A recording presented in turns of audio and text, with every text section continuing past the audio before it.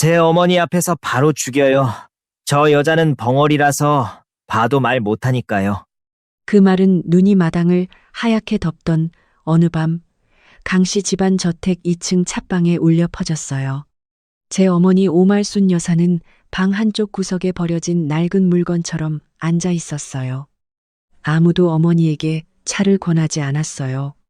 아무도 어머니에게 춥지 않으냐고 묻지 않았어요. 그들의 눈에 어머니는 어머니가 아니었으니까요. 그저 말 못하는 늙은 여자, 약하고 쓸모없고 침묵 속에 쉽게 묻힐 사람이었어요.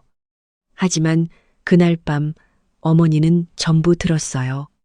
자신의 친아들이 아버지를 죽일 방법을 의논하는 걸 들었어요. 며느리가 약 한 방울 한 방울을 계산하는 걸 들었어요. 낮에는 강태석 회장 앞에서 고개를 숙이던 의사가 밤에는 그가 죽어야 할 시간을 태연하게 말하는 걸 들었어요.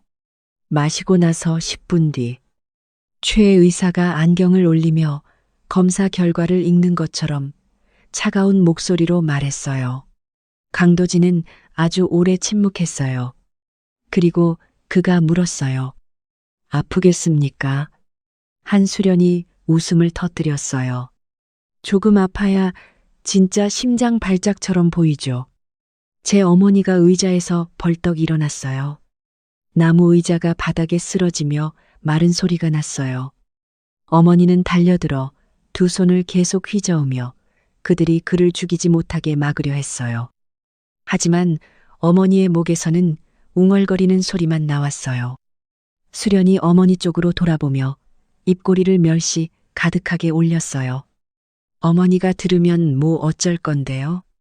도진도 자신을 낳아준 사람을 올려다봤어요. 그의 눈빛에는 두려움이 없었어요. 오직 지겨움만 있었어요. 어머니, 그가 아주 낮게 말했어요. 하지만 한 글자 한 글자가 어머니의 가슴에 모처럼 박혔어요. 어머니는 말 못하잖아요. 어머니의 두 손이 천천히 움켜쥐어졌어요. 엄지가 아래로 접혔어요. 두 검지가 손목에 닿았어요. 손바닥이 뒤집혔어요. 저는 그 동작들이 무슨 뜻인지 몰랐어요. 그때 저는 그저 어머니가 무서워서 떨고 있다고만 생각했어요. 제 어머니는 얼어붙은 듯 서 있었어요. 어머니의 손이 허공에서 떨렸어요. 평생 어머니는 자신을 위해 무언가를 빌어본 적이 없었어요. 하지만 그날 밤 어머니는 친아들 앞에 무릎을 꿇고 두 손을 모아 자신의 아버지를 살려달라고 애원했어요. 도지는 그저 미간을 찌푸렸어요. 바닥 더럽히지 마세요. 수련이 작은 약병을 찻상 위에 올려놓았어요. 그 안의 액체는 물처럼 투명했어요. 하지만 제 어머니는 알고 있었어요. 그 몇 방울만 잔에 떨어지면 옆방에서 자고 있는 남자는 다시는 깨어나지 못한다는 걸요. 최 의사가 서류철을 도진 쪽으로 밀었어요. 회장님이 돌아가신 뒤 사인은 급성 신부전이 될 겁니다. 병원 CCTV는 제가 처리하겠습니다. 약 기록도 수정될 겁니다. 도진이 약병을 봤어요. 그리고 자신의 어머니를 봤어요. 그가 미소 지었어요. 어머니, 보이시죠? 벙어리인 것도 가끔은 복이에요. 어머니처럼 많이 아는 사람이 말까지 할 수 있었다면 아마 오늘까지 못 살았을 겁니다. 그 말에 제 어머니의 눈빛이 캄캄하게 가라앉았어요. 아주 짧은 순간, 저는 어머니가 더 이상 나약한 노인처럼 보이지 않았어요. 그건 더 이상 떨림이 아니었어요. 그건 기억이었어요. 한 번의 눈길, 한마디 말, 약 한 방울, 피 묻은 손 하나. 모든 것이 30년 동안 그들이 업신여겨온 여자의 손에 의해 조용히 판결문으로 기록되고 있었어요. 그날 밤 강씨 집안 사람들은 자신들이 말 못하는 사람 앞에서 살인을 의논하고 있다고 생각했어요. 하지만 그들은 몰랐어요. 바로 그 순간부터 그들의 지옥은 제 어머니의 떨리는 두 손에서 시작되고 있었다는 걸요. 오말순 여사는 강도진의 친어머니였어요. 바깥 사람들은 그 이름만 들어도 그녀가 비단 이불 속에서 산다고 생각했어요. 하지만 강씨 집안 저택 안에서 그녀는 식탁 끝에 앉는 말 못하는 늙은 여자일 뿐이었어요. 다음 날 아침 도진은 검은 정장을 입고 계단을 내려오면서 어머니를 한 번도 보지 않았어요. 어머니는 식탁 옆에 서서 떨리는 두 손으로 그에게 목도리를 건넸어요. 밖은 너무 추웠어요. 어머니는 아들이 감기에 걸릴까봐 걱정했어요. 도진은 낡은 목도리를 흘끗 보고 미간을 찌푸렸어요. 사람들 앞에서 제 물건 만지지 마세요. 제 어머니의 손이 허공에서 멈췄어요. 한수련은 커피를 마시다가 차갑게 웃었어요. 당신이 그렇게 부드럽게 말하니까 어머니가 아직도 자신이 이 집 안주인인 줄 알잖아요. 몇 명의 가사 도우미들이 고개를 숙였고 아무도 숨조차 크게 쉬지 못했어요. 강민서가 위층에서 내려오며 손에 든 휴대폰을 어머니 얼굴에 똑바로 들이댔어요. 할머니, 방금 그 표정 다시 해봐요. 너무 웃겼어요. 제 어머니는 급히 고개를 돌렸어요. 민서는 어머니의 어깨를 다시 잡아당기며 깔깔 웃었어요. 벙어리도 부끄러운 줄 알아요? 저는 부엌에 서서 쟁반을 아플 만큼 꽉 쥐었어요. 저는 서아윤, 어머니가 고아원에서 데려온 가난한 양딸이었어요. 이 집에서 저도 어머니보다 나을 게 없었어요. 하지만 적어도 저는 목소리가 있었어요. 하지만 제 어머니는 아픔조차 떨리는 두 손 속으로 삼켜야 했어요. 그날 저녁은 강태석 회장의 70번째 생일 잔치였어요. 강씨 집안의 저택은 서울의 한겨울 속에서 궁전처럼 환하게 빛나고 있었어요. 손님들은 비단 한복을 입고 손에는 술잔을 들고 입으로는 온통 아름다운 축복의 말만 하고 있었어요. 하지만 그 미소들 뒤에서 제 어머니는 발밑에 땅이 갈라지는 소리를 듣는 사람처럼 가만히 서 있었어요. 어머니는 한수련이 차를 준비하는 방으로 들어가는 것을 보았어요. 아무도 어머니를 신경 쓰지 않았어요. 아무도 말 못하는 사람이 무엇이든 고발할 수 있다고 생각하지 않았으니까요. 수련은 옷 주머니에서 작은 유리병 하나를 꺼냈어요. 그 안의 액체는 물처럼 투명했어요. 말순 여사는 눈을 크게 떴어요. 어머니의 두 손은 뭔가를 꽉 붙잡았어요. 수련은 강 회장에게 따로 놓아둔 물잔에 몇 방울을 떨어뜨렸어요. 그리고 그녀는 은숟가락을 들고 가볍게 저었고 입가에는 차가운 미소가 번졌어요. 한 모금이면 돼요. 아버지는 영원히 쉬게 될 거예요. 제 어머니가 뛰어들었어요. 어머니는 수련의 손을 붙잡았고 목에서는 고통스러운 웅얼거림이 새어나왔어요. 수련은 손을 뿌리치고 길을 막는 늙은 개를 보듯 어머니를 바라봤어요. 어머니, 또 손님들 앞에서 소란 피우고 싶으세요? 말순 여사는 격하게 고개를 저었어요. 어머니는 물잔을 가리키고 다시 자신의 가슴을 가리킨 뒤 두 손을 떨며 죽음을 뜻하는 손짓을 했어요. 바로 그때 강 회장이 들어왔어요. 그는 온화하게 웃고 있었고 자기 앞에 물잔이 이미 칼날로 변해 있다는 것을 몰랐어요. 수련은 곧바로 다정한 목소리로 바꿨어요. 아버님, 목 좀 따뜻하게 물 한 잔 드세요. 제 어머니는 소리 없는 비명을 질렀어요. 어머니는 달려가 그 잔을 바닥으로 쳐냈어요. 물이 하얀 돌바닥 위로 사방에 튀었어요. 방 안은 쥐죽은 듯 조용해졌어요. 수련은 몸을 돌려 어머니의 얼굴을 똑바로 때렸어요. 도진은 자기 어머니를 바라보며 소름 끼치도록 차가운 목소리로 말했어요. 어머니, 말 못하면 더 이상 짐승처럼 난동 부리지 마세요. 그 뺨을 맞은 뒤 제 어머니의 뺨은 불에 스친 것처럼 새빨갛게 달아올랐어요. 어머니는 비틀거리며 뒤로 물러났지만 눈은 여전히 바닥에 깨진 잔에 붙어 있었어요. 물이 돌 틈으로 스며들었고 투명해서 더 무서웠어요. 한수련은 몸을 숙여 유리 조각을 주었고 아주 작게 웃음을 터뜨렸어요. 어머니가 떨어뜨렸으면 제가 다른 잔을 가져오면 되죠. 뭐가 어렵다고요. 그녀는 가사도우미 쪽으로 돌아서며 비단처럼 부드러운 목소리로 말했어요.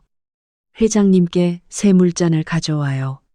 제 어머니는 그 말을 듣자 얼굴이 새하얗게 질렸어요.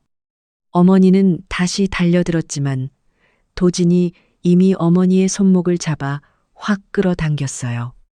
어머니는 대체 이 집안을 얼마나 더 망신시키고 싶으세요? 어머니는 웅얼거렸고 눈물이 쏟아졌고 두 손은 자기 아들의 손에서 벗어나려고 애썼어요. 하지만 도진은 더 세게 조였어요. 수련은 새 물잔을 받았고 한복 소매로 아주 교묘하게 가렸어요. 단 한순간에 작은 약병은 다시 그녀의 손바닥 속으로 사라졌어요. 그리고 그녀는 미소 지으며 강 회장 앞으로 걸어갔어요. 아버님, 작은 일 때문에 아버님 생신의 기쁨을 망치지 마세요. 강 회장은 제 어머니를 바라봤고 눈빛에는 잠깐 당황한 기색이 스쳤어요. 말순, 당신 왜 그래? 제 어머니는 미친 듯이 고개를 저었어요. 어머니는 물잔을 가리켰어요. 그리고 수련을 가리켰어요. 그리고 손을 가슴에 올린 뒤 쓰러지는 동작을 했어요. 아무도 이해하지 못했어요. 아니, 정확히 말하면 아무도 이해하고 싶어 하지 않았어요. 수련은 잔을 들어 강 회장의 손에 직접 건넸어요. 그는 한 모금을 마셨어요. 그리고 또 한 모금을 더 마셨어요. 제 어머니는 생일 축하 박수 소리 속에서 무릎을 꿇고 주저앉았어요. 10분 뒤 가야금 소리가 울려 퍼지고 있을 때 강 회장은 가슴을 움켜쥐었어요. 물잔이 그의 손에서 떨어졌어요. 그는 70번째 생일 케이크 앞에서 쓰러졌어요. 방 안 전체가 비명을 질렀어요. 제 어머니는 그 옆으로 기어갔고 고발하려고 애쓰느라 두 손은 피가 터질 만큼 떨렸어요. 최 의사는 무릎을 꿇고 검사하더니 아주 빠르게 수련 쪽을 흘끗 봤어요. 그가 차갑게 말했어요. 저분은 망상 상태입니다. 응급처치에 방해되지 않게 하세요. 다음 날 아침 강씨 집안 저택 지붕 위의 눈은 아직 녹지 않았어요. 강 회장은 특별 회복실에 누워 있었고 기계 줄들이 운명을 묶는 밧줄처럼 몸을 감고 있었어요.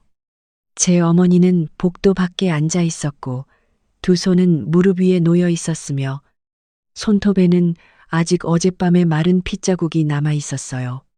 어머니는 들어가서 그를 한번 보고 싶어 했어요. 하지만 경호원이 막았어요. 한수련은 새하얀 모피 코트를 입고 차갑게 식은 향수 냄새를 풍기며 어머니 옆을 지나갔어요. 어머니가 거기 들어가서 뭐 하시게요? 무서워서 그분이 더 빨리 죽게 만들려고요. 제 어머니는 고개를 들었고 눈은 붉게 젖어 있었어요. 수련은 몸을 숙여 어머니의 귀에 아주 작게 말했어요. 그렇게 쳐다보지 마세요. 어머니가 다 봤어도 아무도 어머니 말은 안 들어요. 바로 그때 강도진이 병원 로비 앞에 나타났어요. 수백 명의 기자들이 곧바로 몰려들었어요. 플래시 불빛이 계속 번쩍였어요. 도진은 넥타이를 고쳐매고 제 어머니의 손을 붙잡아 카메라 앞에 끌어냈어요. 어머니의 손은 얼음처럼 차가웠어요. 그는 어머니가 얼굴을 찡그릴 정도로 세게 쥐었어요. 하지만 카메라 앞에서 그는 눈물을 흘렸어요. 제 어머니는 말을 할 수 없지만 어머니는 제게 사랑을 가르쳐 주셨습니다. 기자들이 감동한 듯 웅성거렸어요. 도진은 계속 목이 매는 목소리로 말했어요. 대한그룹은 제 어머니 오말순 여사의 이름을 딴 장애인 복지센터를 세우겠습니다. 저는 뒤에 서서 듣고 있었고 목구멍이 쓰라릴 만큼 씁쓸했어요. 어젯밤 자기 어머니를 짐승이라고 부르던 남자가 오늘 아침에는 그녀를 효도의 상징으로 바꾸고 있었어요. 제 어머니는 손을 빼내려고 했어요. 도지는 몸을 숙였고 카메라 앞에서는 여전히 웃고 있었어요. 하지만 그의 목소리는 어머니만 들을 수 있을 정도였어요.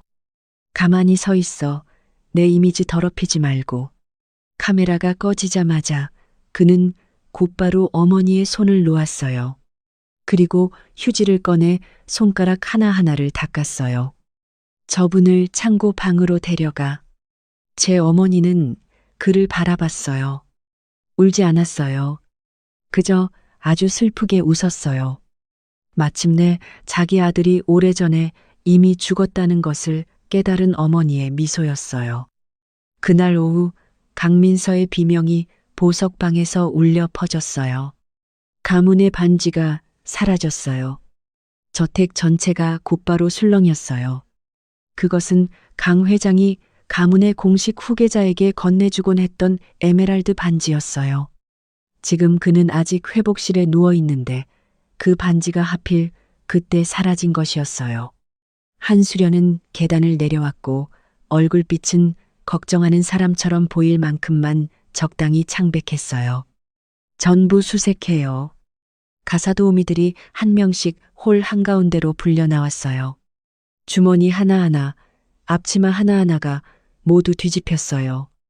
집사가 제 코트 주머니를 열었을 때 작은 물건 하나가 돌바닥 위로 떨어졌어요. 옥 반지가 한 바퀴 굴러 민서의 구두 앞에서 멈췄어요. 그녀는 입을 가리더니 웃음을 터뜨렸어요. 세상에, 입양아는 역시 입양아네요. 저는 얼어붙었어요. 저는 훔치지 않았어요. 민서가 다가와 휴대폰을 제 얼굴 가까이에 들이댔어요. 더러운 피는 재벌가 옷을 입어도 여전히 가난하고 천한 냄새가 나네요. 제 어머니가 복도 끝에서 달려왔어요. 어머니는 격하게 고개를 저었어요. 어머니는 민서를 가리켰어요. 그리고 반지를 코트 주머니에 넣는 동작을 했어요. 저는 이해했어요. 어머니는 모든 것을 보고 있었어요. 하지만 제가 미처 입을 열기도 전에 수련이 어머니의 손목을 꽉 잡았어요. 그 여자는 제 어머니의 손을 아래로 꺾었고 마디마디를 으스러뜨리려는 듯 천천히 눌렀어요. 어머니, 이 손은 바닥을 닦는 데만 어울려요. 제 어머니는 아파서 몸을 접듯이 구부렸어요. 제가 달려가 어머니를 부축하려 하자 민서가 제 얼굴을 돌아갈 만큼 때렸어요. 도둑질하고도 효녀 연기하는 거야? 수련은 몸을 숙여 반지를 주었어요. 그 여자가 저를 바라보는 눈빛은 얼음처럼 차가웠어요. 저 애를 본체에서 내쫓아. 저는 어머니를 품에 안았어요. 처음으로 저는 어머니가 두려움 때문에 떨고 있는 것을 봤어요. 맞는 것이 무서운 게 아니었어요. 제가 곧 다음 먹잇감이 될까봐 무서운 것이었어요. 그날 밤 부엌 옆 작은 방에 갇혔을 때 저는 모든 것이 끝났다고 생각했어요. 하지만 2층 찻방에서 제 어머니는 남편을 죽였고 병원 기록을 고치려는 자들 앞에 다시 앉혀졌어요. 그들은 어머니가 그저 쓸모없는 증인이라고 생각했어요. 그들은 몰랐어요. 탁자 밑에서 어머니의 손가락 하나하나가 무릎을 두드리고 있었다는 것을요. 한 번은 사람 이름, 두 번은 시간, 세 번은 죄악. 그 방 안에 누구도 이해하지 못했어요. 하지만 제 어머니는 바로 그들이 업신여긴 두 손으로 첫 번째 공소장을 쓰고 있었어요. 그날 밤 이후 저는 창고방에서 아주 이상한 소리들을 듣기 시작했어요. 쥐가 달리는 소리가 아니었어요. 문틈으로 바람이 새어 들어오는 소리도 아니었어요. 아주 희미한 카메라 셔터음이었어요. 찰칵, 찰칵, 찰칵. 저는 거의 자정이 다 된 시간에 그 소리를 따라갔어요. 창고방은 부엌 뒤 복도 끝에 있었고 강씨 집안이 더 이상 쓰지 않는 물건들을 버려두는 곳이었어요. 부러진 의자, 낡은 액자, 곰팡이 핀 코트, 그리고 제 어머니까지. 어머니는 나무 상자 위에 놓인 낡은 카메라 앞에 앉아 있었어요. 아주 작은 빨간 불빛이 어둠 속에서 깜빡이고 있었어요. 제 어머니는 렌즈를 똑바로 바라보고 있었어요. 어머니의 두 손이 천천히 움직였어요. 울지 않았어요. 떨지도 않았어요. 제 등골이 서늘해질 만큼 침착했어요. 처음에 저는 어머니가 그저 자신을 위로하고 있는 줄 알았어요. 하지만 곧 어머니는 세 가지 손짓을 반복했어요. 한 번, 두 번, 그리고 세 번. 약, 바꾸기, 가짜 유언장, 다음 사람은 너야. 제 심장이 차가운 시멘트 바닥으로 떨어지는 것 같았어요. 저는 울음소리가 터져 나오지 않게 입을 막았어요. 어머니는 알고 있었어요. 어머니는 모든 것을 알고 있었어요. 그리고 어머니는 자신에게 남은 유일한 방식으로 진술을 남기려고 하고 있었어요. 저는 아주 조용히 다가갔어요. 어머니. 어머니는 깜짝 놀라 돌아봤어요. 그 순간 어머니의 눈은 자신을 걱정해서 두려운 눈이 아니었어요. 저를 걱정해서 두려운 눈이었어요. 어머니는 급히 카메라를 끄고 아이를 안듯 그것을 가슴에 품었어요. 저는 어머니 앞에 무릎을 꿇었어요. 어머니, 제가 이해하길 바라시는 거죠? 어머니는 저를 아주 오래 바라봤어요. 그리고 천천히 고개를 끄덕였어요. 바로 그때 문틈 밖에서 작은 웃음소리가 들렸어요. 저는 뒤돌아봤어요. 강민서가 그곳에 서 있었고 휴대폰을 높이 들고 있었어요. 그녀가 비웃었어요. 정말 대단하네. 말 못하는 할머니가 영상도 찍을 줄 아네. 다음 날 아침 제 휴대폰이 쉴 새 없이 울렸어요. 처음에 저는 저택에 일하는 사람들이 보낸 메시지인 줄 알았어요. 하지만 열어보자 제 몸속의 피가 얼어붙는 것 같았어요. 어머니의 영상이 강민서에 의해 서울 부잣집 아이들의 비공개 모임방에 올라가 있었어요. 영상 속에서 제 어머니는 캄캄한 창고방에 앉아 낡은 카메라 앞에서 두 손으로 계속 손짓을 하고 있었어요. 위에 적힌 글자는 숨이 막힐 만큼 저를 아프게 했어요. 우리 벙어리 할머니가 또 원숭이처럼 춤추네. 아래에는 수백 개의 웃음 이모티콘이 있었어요. 누군가가 썼어요. 강씨 집안은 서커스 예술가까지 키우나? 다른 누군가는 더 독했어요. 입양아랑 벙어리 할머니는 정말 불쌍한 한 쌍이네. 저는 손가락이 하얗게 질릴 만큼 휴대폰을 꽉 쥐었어요. 복도 밖에서 민서는 친구와 전화하며 깔깔 웃고 있었어요. 웃겨 죽겠어. 할머니가 진짜 증언하고 있다고 생각하더라니까. 저는 달려가 그녀의 휴대폰을 빼앗았어요. 당장 지워. 민서가 저를 바라봤고 눈빛에는 재미있다는 기색이 가득했어요. 네가 무슨 자격으로 나한테 명령해? 그녀는 바짝 다가와 목소리를 낮췄어요. 너는 말 못하는 할머니가 덜 외로우라고 주워온 개일 뿐이야. 제 어머니는 복도 끝에 서 있었어요. 어머니는 그 영상을 봤어요. 어머니의 입술이 떨렸지만 아무 소리도 내지 못했어요. 저는 어머니가 무너져 내릴 줄 알았어요. 하지만 어머니는 그저 화면을 뚫어지게 바라봤어요. 그러다 갑자기 어머니는 영상 속 유리창을 손가락으로 가리켰어요. 저는 확대했어요. 어머니의 뒤 창고방의 흐릿한 유리창 안에 한 사람의 그림자가 비치고 있었어요. 한수련. 그 여자는 한밤중에 강 회장의 병실 문을 열고 있었어요. 그 순간 민서의 웃음소리는 갑자기 우리를 구할 첫 번째 증거로 변했어요. 그날 오후 강씨 집안의 변호사가 저택에 왔어요. 그와 함께 온 사람은 최 의사와 검은 정장을 입은 두 남자였어요. 거실 탁자 위에는 두꺼운 백지 서류철이 이미 놓여 있었어요. 저는 첫 줄을 보자마자 심장이 누군가에게 꽉 쥐어진 것 같았어요. 민사행위 능력 상실 확인서. 아래에 적힌 이름은 오말순이었어요. 제 어머니는 의자에 앉아 두 손을 무릎 위에 올려둔 채 그 종이를 뚫어지게 바라보고 있었어요. 어머니는 이해했어요. 어머니는 그들이 자신에게 마지막으로 남은 것까지 빼앗으려 한다는 것을 이해했어요. 그것은 목소리만이 아니었어요. 한 인간으로 살 권리였어요. 도지는 어머니 앞에 앉아 어린아이를 달래는 것처럼 부드러운 목소리로 말했어요. 어머니, 지장만 찍으면 돼요. 제 어머니는 고개를 저었어요. 아주 천천히, 아주 분명하게. 한수련이 웃음을 터뜨렸어요. 어머니는 아직도 거절할 권리가 있다고 생각하세요? 최 의사가 서류 가방을 열고 또 다른 진단서 한 장을 탁자 위에 올려놓았어요. 오 여사에게는 망상, 흥분 증세가 있고 스스로 결정할 수 없습니다. 저는 달려가 그 종이를 낚아챘어요. 당신들 거짓말하고 있어.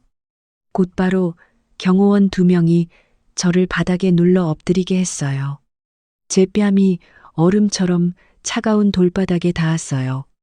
저는 도진이 어머니의 손을 잡는 것을 봤어요. 어머니는 몸부림쳤고 목에서는 고통스러운 웅얼거림이 새어나왔어요.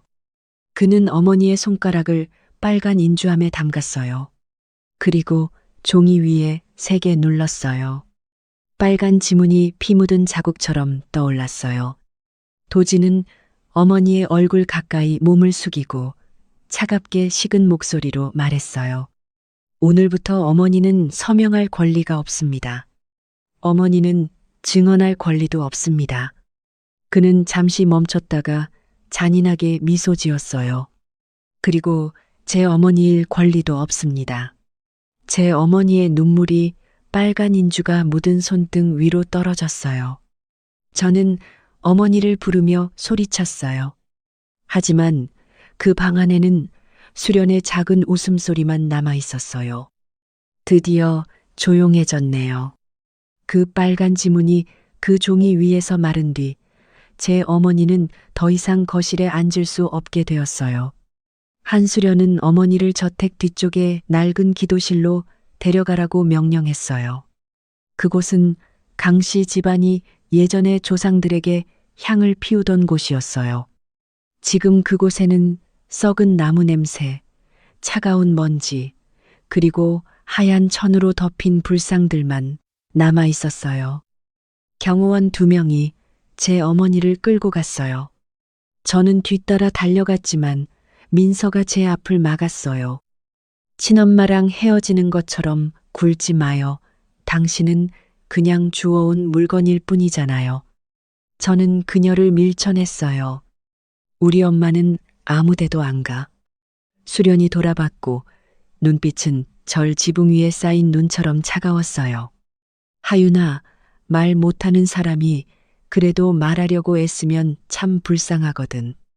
그녀는 제 어머니 쪽을 바라보며 아주 가볍게 웃었어요.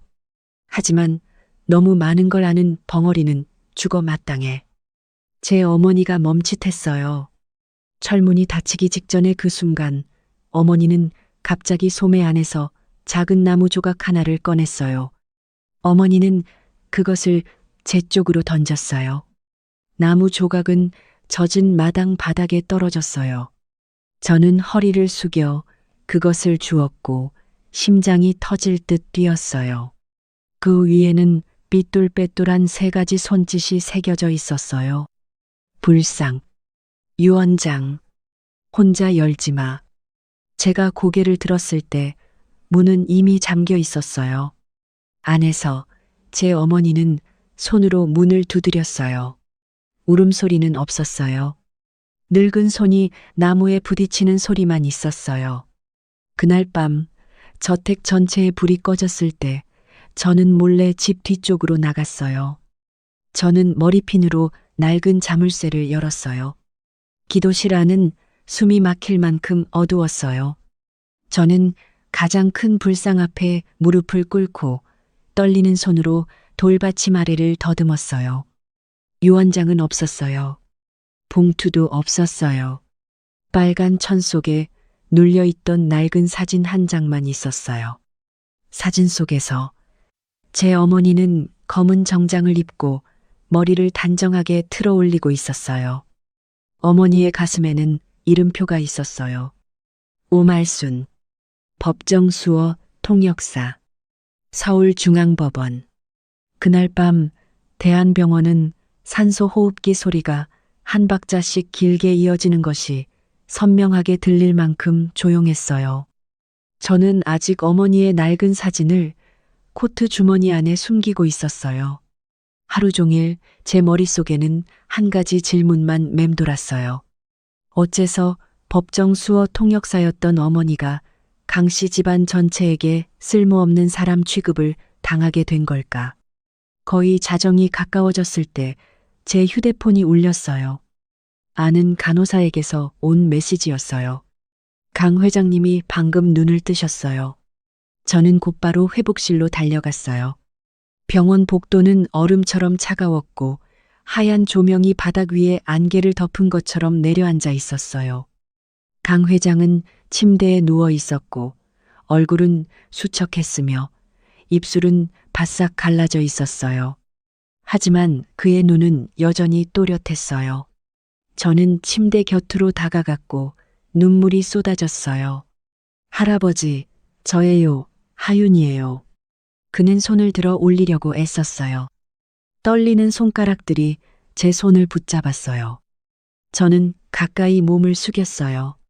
그는 아직 목에 산소관이 걸려 있어 많은 말을 할 수 없었어요. 하지만 그는 손톱으로 제 손바닥에 글자를 썼어요. 한 획 한 획이 아주 느렸어요. 아주 고통스러웠어요. 말순, 제 심장이 조여들었어요. 우리 엄마가요? 그는 저를 바라봤고 눈밑이 울 것처럼 붉어졌어요. 그는 다시 계속 쓰려고 애썼어요. 하지만 바로 그때 병실 문이 벌컥 열렸어요. 강도진이 최 의사와 함께 들어왔어요. 그는 제 손이 강 회장의 손 안에 있는 것을 보고 얼굴이 어둡게 굳었어요. 너 여기서 뭐 하는 거야? 저는 놀라서 그의 손을 꽉 잡았어요. 할아버지가 방금 깨어나셨어요. 어머니에 대해 말하고 싶어 하세요. 최 의사는 곧바로 저를 끌어냈어요. 환자는 흥분하면 안 됩니다. 강 회장은 제 손을 잡아두려고 애썼어요. 그의 손톱이 제 피부에 붉은 자국 하나를 긁어냈어요. 하지만 도진은 몸을 숙여 자기 아버지의 귓가에 속삭였어요. 아버지, 쉬세요. 모든 일은 제가 처리했습니다. 강 회장의 눈이 크게 떠졌어요. 두려움, 절망. 다음 날 아침, 그는 세상을 떠났어요. 그리고 그날 밤 복도 CCTV 전체는 깨끗이 삭제되어 있었어요. 강 회장의 장례식은 납처럼 무거운 잿빛 하늘 아래에서 치러졌어요. 빈소 앞에는 그의 사진이 하얀 꽃들 사이에 놓여 있었고 그 온화한 미소는 마치 자신이 바로 제 피부치에게 배신당했다는 것도 아직 모르는 것 같았어요. 저는 상복을 입고 가장 뒷줄에 무릎을 꿇고 있었어요. 제 어머니는 올 수 없었어요. 어머니는 여전히 저택 뒤 기도실에 갇혀 있었어요. 제가 막 고개를 숙이려던 순간 최 의사가 들어왔어요. 그는 서류철 하나를 들고 있었고 표정은 거짓스러울 만큼 심각했어요. 강도진이 친척들 앞에서 일어섰어요. 최 의사님께서 제 아버지의 사망 원인에 대해 하실 말씀이 있습니다. 방 안은 쥐 죽은 듯 조용해졌어요. 최 의사가 서류를 펼치고 무덤덤한 목소리로 말했어요. 강 회장님은 회복 기간 중 잘못된 약물 사용으로 사망하셨습니다. 저는 고개를 번쩍 들었어요. 그럴 리 없어요. 그는 저를 바라봤고 눈빛에는 조금의 흔들림도 없었어요. 바꿔치기 된 약병이 서하윤 씨의 가방에서 발견됐습니다. 가사도우미 한 명이 곧바로 제 가방을 가져왔어요. 가방 안에서 그들은 작은 약병 하나를 꺼냈어요. 저는 얼어붙었어요. 그건 제 물건이 아니었어요. 한수련이 달려와 제사상 앞에서 제 뺨을 때렸어요. 그 뺨 때리는 소리가 차가운 향냄새 속에 울려 퍼졌어요. 네가 내 시아버지를 죽여 재산을 차지하려고 한 거야? 저는 뺨을 감싸 쥐었고 눈물이 쏟아졌어요. 저는 안 했어요. 민서는 아주 연기하듯 울음을 터뜨렸어요. 제가 말했잖아요. 입양아는 절대 믿을 수 없다고요. 바로 그때 뒷문이 벌컥 열렸어요. 제 어머니가 맨발로 흐트러진 상복 차림으로 뛰어 들어왔어요. 어머니는 도진 앞에 무릎을 꿇고 두 손을 떨며 저를 용서해달라고 손짓했어요. 어머니는 기어가 자기 아들의 다리를 끌어안았어요. 도진은 어머니를 내려다봤어요. 그리고 그는 뒤로 물러났어요. 마치 더러운 것을 피하듯이요. 어머니, 저한테 손대지 마세요. 수련이 제 귓가에 몸을 숙이고 차갑게 웃었어요. 이제 네가 침묵 속에서 죽을 차례야, 하윤아. 장례식이 끝난 뒤 저는 입술에 피를 미쳐 닿기도 전에 구급차가 저택 정문 앞에 멈췄어요. 아픈 사람은 아무도 없었어요. 하지만 흰 제복을 입은 남자 간호사 2명이 내렸고 손에는 고정끈과 진정제 상자가 들려 있었어요. 제 심장이 차갑게 식었어요. 저는 고개를 돌려 어머니를 바라봤어요. 어머니는 뒤쪽 계단에 서 있었고 발은 어제 빈소로 뛰어오느라 아직도 긁혀 있었어요. 한수련이 검은 상복을 걸치고 천천히 다가왔어요. 어머니, 온 가족이 어머니를 많이 걱정하고 있어요. 그 여자는 아주 다정하게 말했어요. 하지만 눈빛은 바늘처럼 독했어요. 정신이 온전치 않은 노인이 자꾸 뛰어다니다가 혹시 또 하윤이를 해치면 어떡해요? 저는 어머니 앞을 막아서며 달려나갔어요. 어머니는 아무데도 안 가요. 강도진은 차갑게 서류철 하나를 내밀었어요. 행위 능력 상실 확인서에는 이미 어머니의 손도장이 찍혀 있어. 저는 종이 위에 빨간 지문을 바라봤고 목이 막혔어요. 그것은 그가 어머니에게 강제로 남기게 한 핏자국이었어요. 최 의사가 차 옆에 서서 메마른 목소리로 말했어요. 오말순 여사는 망상과 흥분 증세를 보이고 있으며 대한정신요양원에서 강제 치료가 필요합니다. 제 어머니는 격하게 고개를 저었어요. 어머니는 제 손을 붙잡았고 떨리는 손가락들로 손짓했어요. 믿지 마. 따라오지 마. 살아. 저는 숨도 쉬지 못할 만큼 울었어요.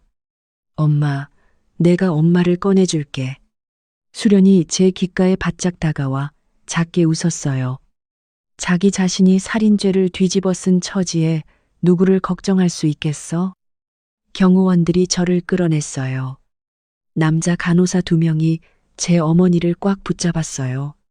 어머니는 구급차 문을 손으로 두드리다 피가 터졌어요. 비명도 없었어요. 도와달라는 말도 없었어요. 흐린 유리 너머로 저를 바라보는 어머니의 눈만 있었어요. 차는 서울의 차가운 빗속으로 달려갔어요. 밖에서 사람들은 그저 말 못하는 늙은 여자가 미쳐버린 것으로만 보았어요. 하지만 저는 알고 있었어요. 강씨 집안의 마지막 증인이 방금 침묵 속에 산채로 묻혔다는 것을요. 그날 밤 저는 차가운 빗속에서 강씨 집안 저택에서 쫓겨났어요. 제대로 된 코트도 없었어요. 돈도 없었어요. 어떤 설명도 없었어요.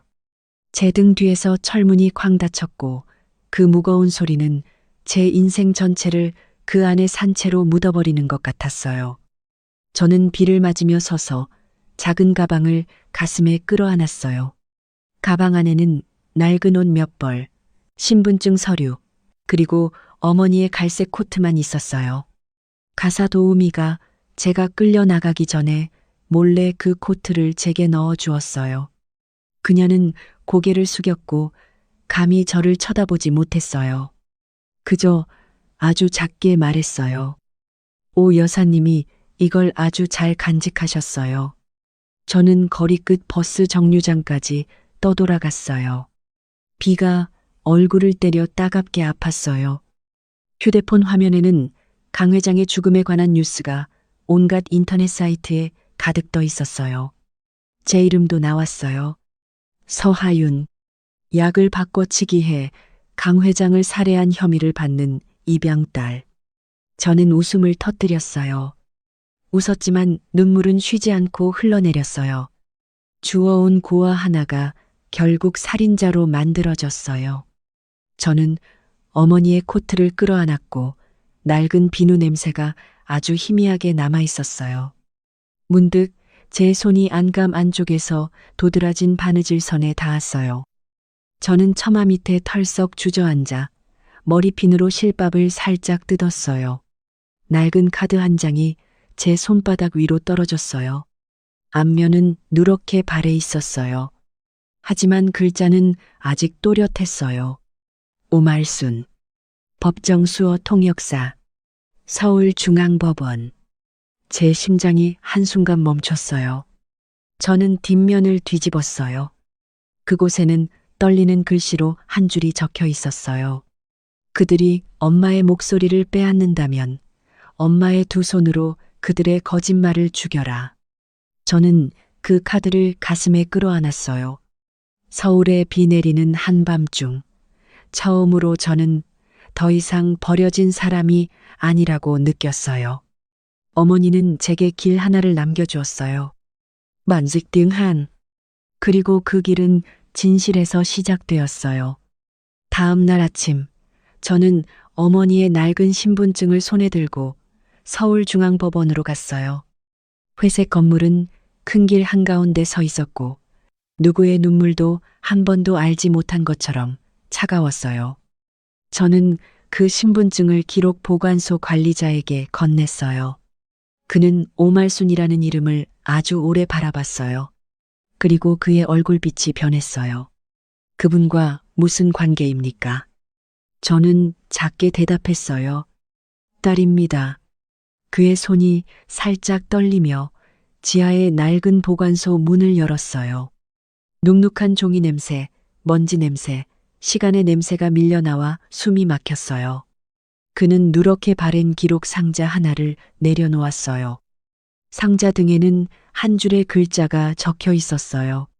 강지화 사건. 30년 전. 저는 첫 번째 파일을 열었어요. 안에는 하얀 원피스를 입은 젊은 여자의 사진이 있었고 얼굴은 강씨 집안에 있던 슬픈 조각상과 닮아 있었어요. 사진 아래에는 이름이 적혀 있었어요. 강지화. 강씨 집안의 장녀. 교통사고로 사망. 저는 계속 넘겼어요. 재판 기록에는 제 어머니의 이름이 빽빽하게 등장했어요. 오말순. 법정수어 통역사. 기록 보관소 관리자가 목소리를 낮췄어요. 그해 그분은 아주 유명했습니다. 그분이 법정에 서기만 하면 어떤 범죄자도 수어로 거짓말할 엄두를 내지 못했죠. 저는 기록 속에서 검은 정장을 입은 어머니의 사진을 바라봤어요.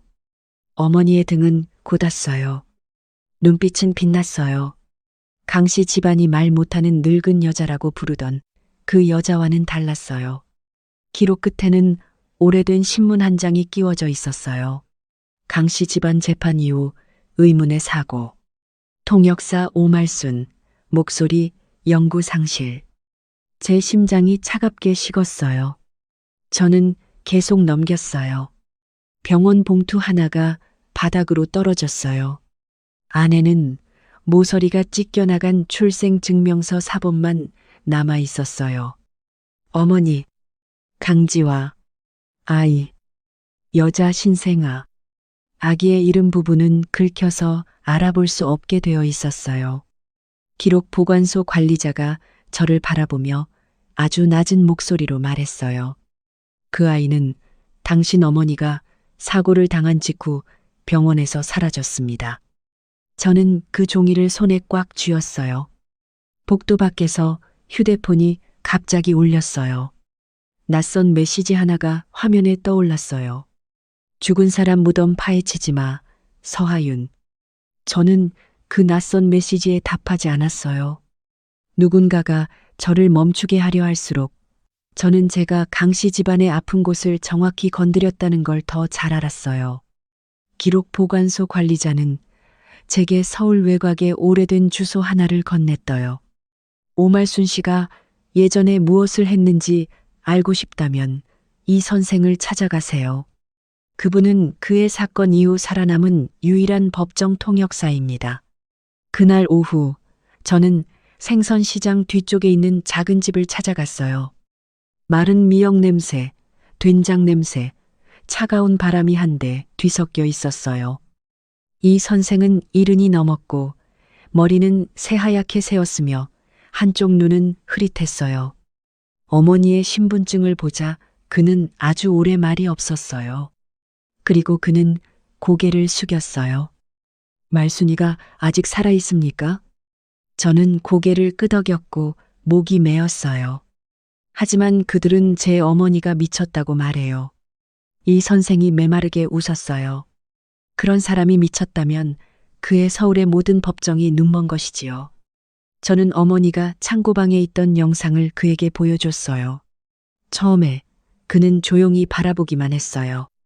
하지만 제 어머니의 두 손이 세 번째 부분까지 움직였을 때 그는 갑자기 벌떡 일어났어요. 찻잔이 바닥에 떨어져 산산조각 났어요. 일반 수어가 아니야. 저는 숨을 죽였어요. 이 선생은 영상을 구간마다 되감았고 늙은 손을 떨며 각 동작에서 멈췄어요. 이건 법정 수어의 축약형이야. 옛날 법원 통역사들만 알던 암호 같은 것이지. 그가 화면을 가리켰어요. 손가락 하나를 접는 것은 강씨 집안을 뜻해. 두 번 손목을 치는 것은 밤 시간을 뜻하고 손바닥을 뒤집는 것은 증거물 바꿔치기를 뜻해. 저는 한 글자 한 글자를 들을 때마다 등골이 차가워졌어요. 민서가 원숭이 춤이라고 불렀던 그 동작들은 사실은 진술이었어요. 이 선생은 계속 해독했어요. 약 바꾸기, 제체대발 삭제, 가짜 유언장, 최 의사가 돈을 받음, 도진이 문을 지킴, 수련이 명령함. 한 사람 한 사람의 이름이 제 어머니의 두 손에서 나타났고 흰 종이에 검은 잉크로 적힌 것처럼 선명했어요. 저는 입을 막았고 눈물이 휴대폰 화면 위로 떨어졌어요. 알고 보니 어머니는 침묵하고 있던 게 아니었어요. 어머니는 아주 오랜 세월 동안 계속 말하고 있었어요. 다만 강씨 집안 전체가 너무 잔인했고 저는 어머니를 너무 늦게 이해했을 뿐이었어요. 이 선생이 저를 바라봤고 목소리가 낮아졌어요. 하윤아, 이건 불쌍한 노인의 영상이 아니야. 이건 공소장이야. 창밖으로 검은 차 한 대의 그림자가 작은 집 앞을 천천히 스쳐 지나갔어요. 제 휴대폰이 다시 울렸어요. 여전히 그 낯선 번호였어요. 계속 통역하면 다음으로 목소리를 잃는 사람은 너야. 저와 이 선생은 커튼을 쳤어요. 작은 집 안은 어두워졌고 휴대폰 화면에 푸른빛만 두 사람의 얼굴 위로 비쳤어요. 밖에서는 검은 차가 여전히 골목 끝에 서 있었어요. 그 차는 협박 소리보다 더 무서울 만큼 조용했어요.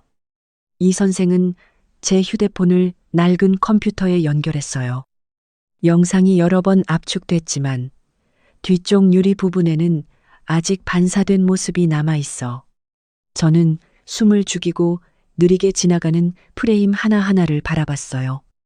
영상 속에서 제 어머니는 카메라 앞에 앉아 있었고 두 손은 떨리며 수어를 하고 있었어요.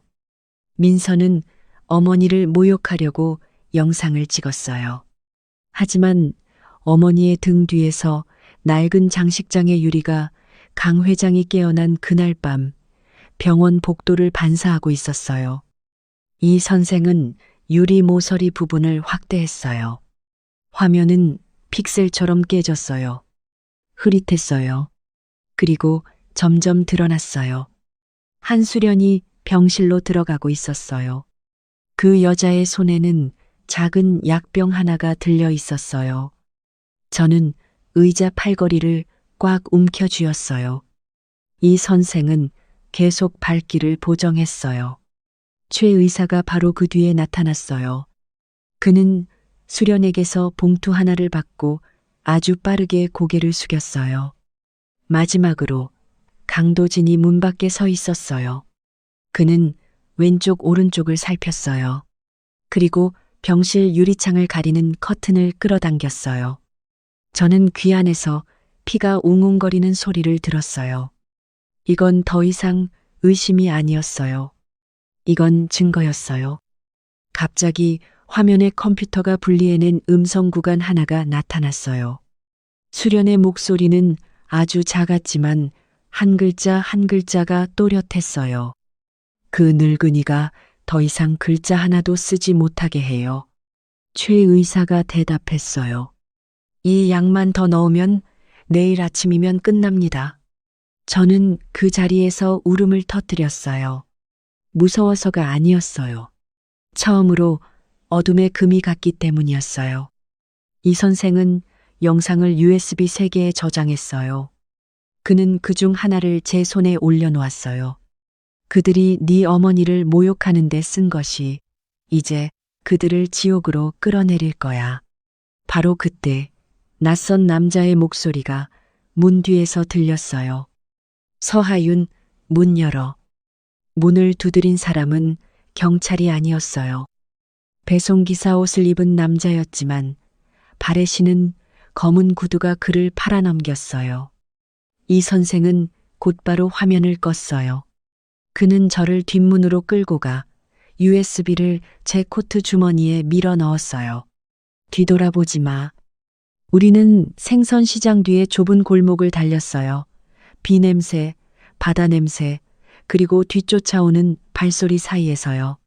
그날 밤 저는 여관으로 돌아가지 않았어요. 저는 곧장 대한정신 요양원으로 갔어요. 그들이 제 어머니를 가둔 곳이었어요. 건물은 서울 외곽의 산비탈에 있었고 새하얗고 조용하고 소름 끼칠 만큼 깨끗했어요. 이 선생은 의료계 지인의 낡은 카드를 사용해 저를 특별 병동 안으로 데려갔어요. 복도는 끝없이 길었어요. 소독약 냄새가 구역질이 날 만큼 진했어요. 307호 병실 문에는 어머니의 이름이 적혀 있었어요. 오말순, 중증 망상 장애. 저는 그 글자를 읽고 문짝을 통째로 뜯어내고 싶었어요. 문이 열렸을 때 저는 어머니가 철제 침대 위에 누워 있는 것을 봤어요. 두 손목은 하얀 천끈으로 묶여 있었어요. 강씨 집안의 죄악을 기록했던 두 손은 이제 꺾인 나뭇가지처럼 축 늘어져 있었어요. 저는 달려가 어머니를 끌어안았어요. 엄마, 나야. 어머니가 눈을 떴어요. 약 때문에 어머니의 눈동자는 흐릿했어요. 간호사 한 명이 들어오며 미간을 찌푸렸어요. 이 환자는 시간 맞춰 진정제를 맞아야 합니다. 이 선생이 그녀를 막아섰어요. 나는 법원의 수어 감독관입니다. 누가 당신들에게 증인의 손을 마비시킬 권한을 줬습니까? 간호사의 얼굴빛이 변했어요. 저는 탁자 위의 약 쟁반을 바라봤어요. 그 위에는 라벨이 붙지 않은 주사기 3개가 있었어요. 제 어머니가 갑자기 아주 작게 움직였어요. 어머니의 손톱이 침대 시트를 긁었어요. 떨리는 글자들이 하나씩 나타났어요. 너는 고아가 아니야. 저는 얼어붙었어요. 방 전체가 제 발밑에서 기울어지는 것 같았어요. 저는 어머니를 바라봤고 눈물이 멈추지 않고 흘렀어요. 엄마, 그게 무슨 말이에요? 어머니는 묶인 손을 들어 올리려고 애썼어요. 입술은 달싹였지만 소리는 나오지 않았어요. 하지만 어머니의 눈은 너무 오랫동안 비밀을 숨겨온 것처럼 고통스럽게 저를 바라봤어요. 복도 밖에서 다급한 발소리가 울렸어요. 수련이 우리가 온 것을 알아챈 것이었어요. 그리고 제 인생에서 가장 큰 비밀이 막 열리기 시작했어요. 이 선생은 병실 문을 안에서 잠갔어요. 복도 밖의 발소리는 점점 가까워졌어요.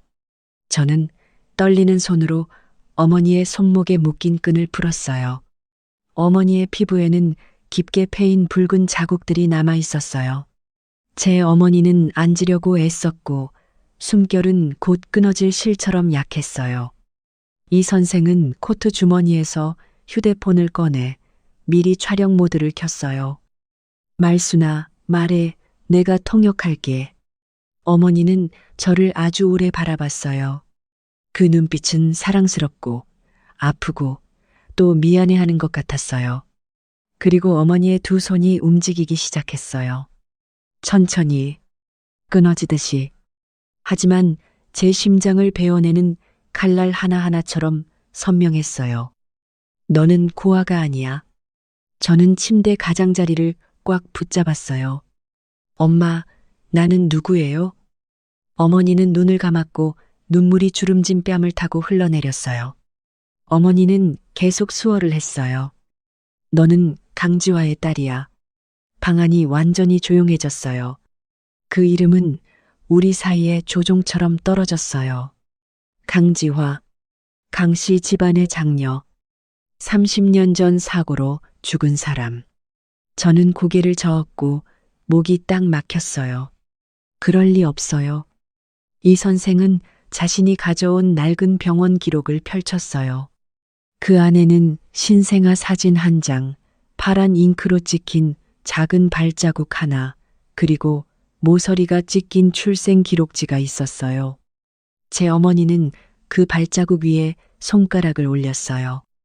그리고 손을 제 가슴 위에 올렸어요. 너야. 바로 그때 문 밖에서 한수련의 목소리가 울렸어요. 문 열어. 내가 저 여자의 손을 다시 부러뜨리게 하기 전에.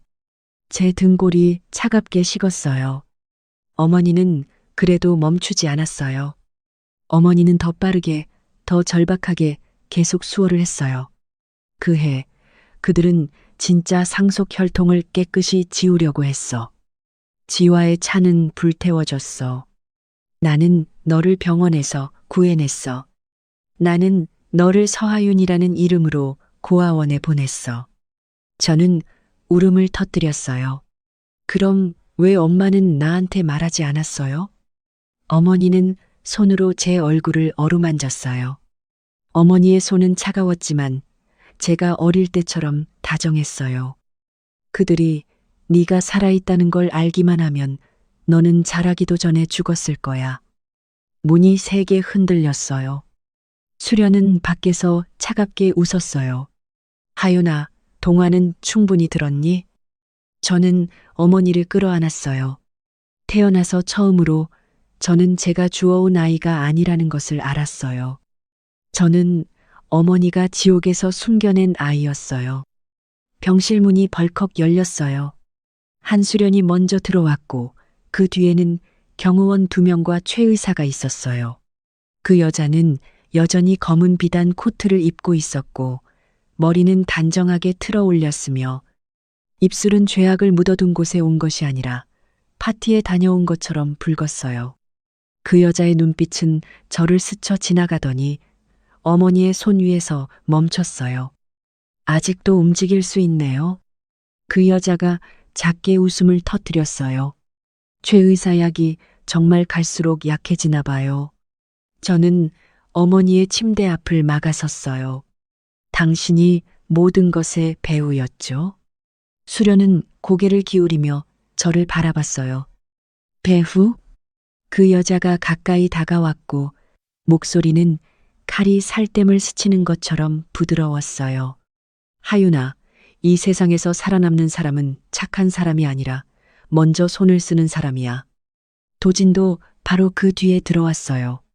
그는 제 어머니를 보고 다시 저를 보았고 처음으로 당황한 표정이 뚜렷하게 드러났어요. 어머니가 얘한테 무슨 말을 한 거야? 제 어머니는 떨리는 손으로 이 선생의 손을 붙잡았어요. 어머니는 마지막 남은 힘으로 손짓을 했어요. 이 선생은 그 동작 하나하나를 바라봤고 얼굴이 새하얗게 질렸어요. 그리고 그가 통역했어요. 도지는 모든 것을 조종한 사람이 아닙니다. 그는 그저 칼입니다. 칼을 쥔 사람은 한수련입니다. 도지는 얼어붙었어요. 수련은 전혀 부정하지 않았어요. 그 여자는 그저 웃었어요. 칼이 자기가 주인인 줄 알면 그것도 참 불쌍하지. 도진이 대 아내 쪽으로 돌아섰어요.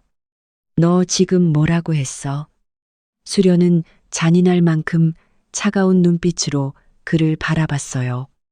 당신 그 텅 빈 머리로 스스로 유언장을 고치고 의사를 사고 병원 기록을 지울 수 있었다고 생각해? 제 어머니는 계속 손짓했고 눈물은 멈추지 않고 흘러내렸어요. 이 선생은 목이 메어 통역했어요. 30년 전 수련이 말순의 목소리를 잃게 했습니다.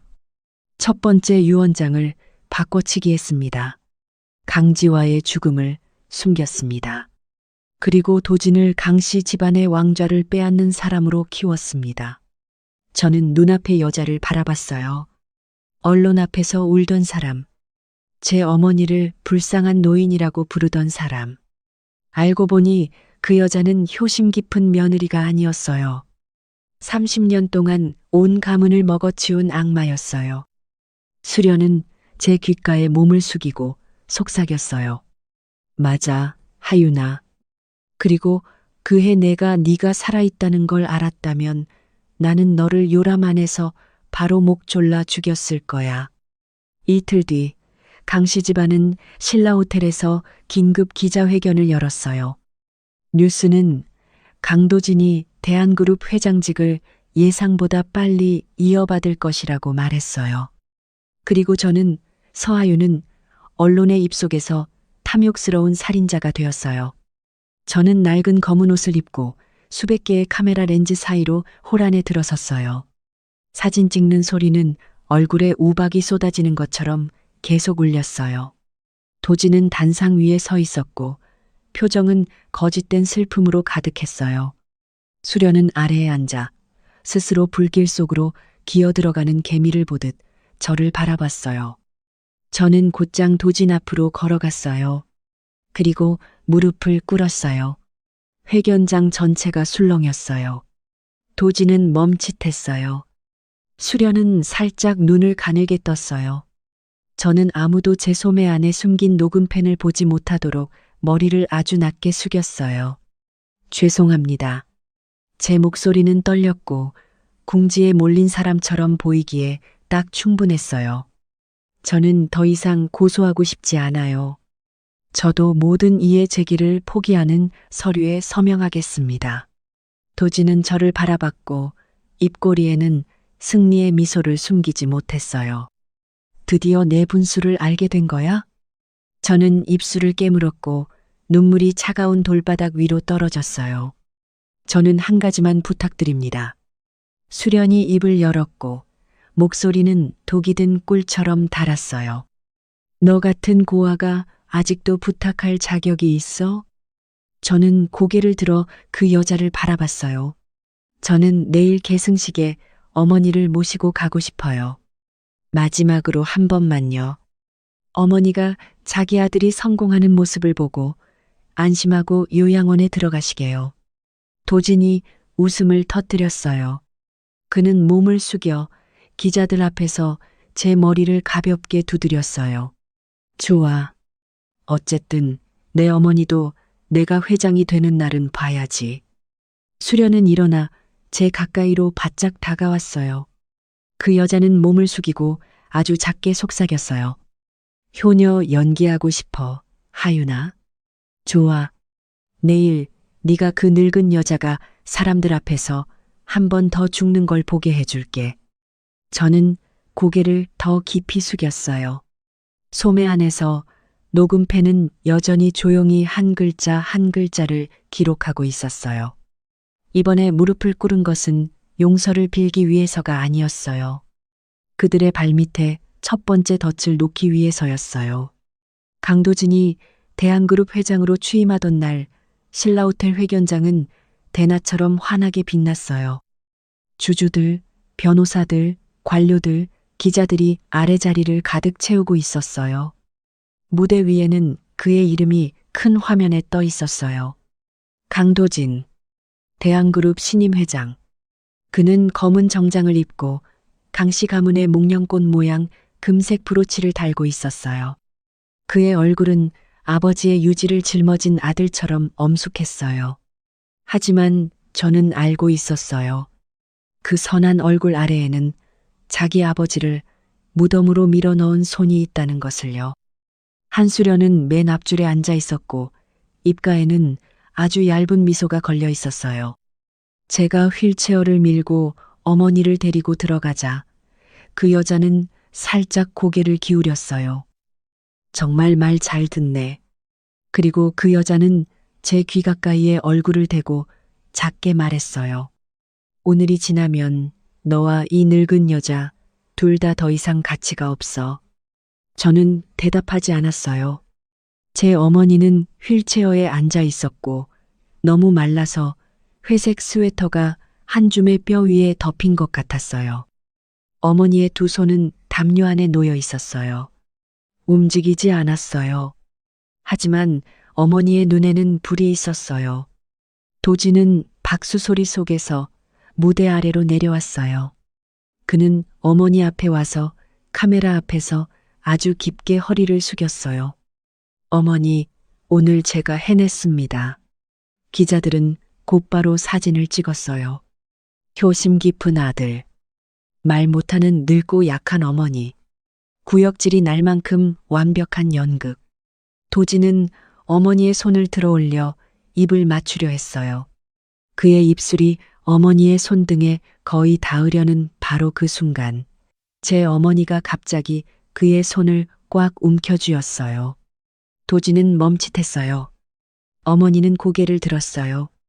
어머니의 마르고 앙상한 손가락들이 아주 빠르게 움직였어요. 회견장은 점점 조용해졌어요. 도지는 이를 악물고 속삭였어요. 어머니, 장난치지 마세요. 저는 목도리 안에 숨겨둔 작은 마이크를 켰어요. 제 목소리가 회견장 한가운데 울려 퍼졌어요. 제 어머니가 말씀하십니다. 이 아들이 자기 아버지를 죽였습니다. 회견장 전체가 얼어붙었어요. 한수련의 입가에 있던 미소가 완전히 사라졌어요. 그리고 도지는 자기 어머니의 손을 방금 자신의 왕좌를 꿰뚫은 칼날을 본 것처럼 바라봤어요. 그는 제 어머니의 손을 뿌리쳤어요. 저분은 미쳤습니다. 오늘은 계승식이지 말 못하는 늙은 여자가 난동 부릴 자리가 아닙니다. 저는 그를 보지 않았어요. 저는 오직 어머니만 바라봤어요. 말순 여사는 마른 두 손 위에 덮인 담요를 천천히 걷어냈어요. 무대 뒤쪽의 큰 화면에는 카메라가 곧바로 그 두 손을 클로즈업했어요. 바닥으로 꺾였던 손, 빨간 인주를 강제로 찍어야 했던 손, 약을 맞아 마비될 뻔했던 손, 강씨 가문 전체가 바닥이나 닦을 자격밖에 없다고 여겼던 손. 이제 그 손이 온 한국 앞에 살아있는 증인으로 서 있었어요. 제 어머니는 수어를 시작했어요. 동작 하나하나가 느렸어요. 또렷했어요. 떨리지 않았어요. 저는 마이크를 잡았고 목이 메었어요. 저는 오말순입니다. 서울중앙법원의 법정 수어 통역사입니다. 회견장 곳곳에서 웅성거림이 일어났어요. 수련이 벌떡 일어났어요. 당장 마이크 꺼. 저는 그 여자를 똑바로 바라봤어요. 말 못하는 사람이 무슨 말을 할까봐 두려우세요? 어머니는 계속 수어를 했어요. 저는 한 글자 한 글자 번역했어요. 저는 2건의 살인의 증인입니다. 1건의 상속 바꿔치기, 1건의 유언장 위조, 1건의 제 인간으로서의 권리를 빼앗은 범죄. 도진이 소리쳤어요. 말 못하는 사람은 증언할 수 없어. 바로 그때 이 선생이 무대 위로 올라왔어요. 그는 공증 서류철을 탁자 위에 내려놓았고 늙었지만 날카로운 목소리로 말했어요. 진실에는 성대가 필요 없습니다. 화면에 창고방 영상이 켜졌어요. 어머니의 2 손이 나타났어요. 그리고 뒤쪽 유리창이 확대되었어요. 한수련이 약병을 들고 있었어요. 최 의사가 봉투를 받고 있었어요. 강도진이 문을 지키고 있었어요. 회견장 전체가 얼어붙었어요. 수련은 그래도 웃으려 했어요. 이렇게 흐릿한 영상으로 나를 죄인으로 만들겠다는 거야? 저는 마지막 USB를 꺼내 탁자 위에 올려놓았어요. 그럼 당신 목소리도 더 들어보세요. 수련의 목소리가 스피커에서 울려 나왔어요. 그 늙은이가 더 이상 글자 하나도 쓰지 못하게 해요. 최 의사가 대답했어요. 이 약만 더 넣으면 내일 아침이면 끝납니다. 이번에는 아무도 더 이상 강씨 집안에 박수를 치지 않았어요. 아무도 더 이상 도진을 효자라고 부르지 않았어요. 아무도 더 이상 제 어머니를 불쌍한 말 못하는 늙은 여자로 보지 않았어요. 그 녹음이 끝난 뒤 회견장은 공기가 전부 빠져나간 것처럼 조용했어요. 나이든 변호사 1명이 앞으로 나와 봉인된 봉투를 탁자 위에 올려놓았어요. 이것이 강태석 회장님의 진짜 유언장입니다. 법원의 붉은 도장이 종이 위에 선명하게 보였어요. 변호사는 한 글자 한 글자 읽었고 목소리는 회견장 전체에 울려 퍼졌어요. 강 회장이 비정상적으로 사망할 경우 대한그룹의 모든 의결권은 오말순 명의의 보호기금으로 이전된다. 그는 멈췄어요. 그리고 제 쪽을 바라봤어요. 당시 집안의 마지막 혈육 상속자는 서하윤입니다. 회견장 전체가 소란으로 터져 나왔어요. 도진은 한 걸음 뒤로 물러났어요. 그럴 리 없어. 저는 출생증명서, 병원 기록, 그리고 신생아 발자국을 탁자 위에 올려놓았어요. 이 선생이 천천히 말했어요. 당신들이 죽었다고 생각한 그 아이가 오늘 바로 당신들 앞에 서 있습니다. 수련은 일그러진 웃음을 터뜨렸어요. 고아 계집애 하나가 강씨 집안의 주인이 되겠다고? 저는 그 여자를 똑바로 바라봤어요. 아니요. 저는 요구하는 게 아닙니다. 저는 당신이 제 어머니에게서 빼앗아 간 것을 되찾는 것뿐입니다.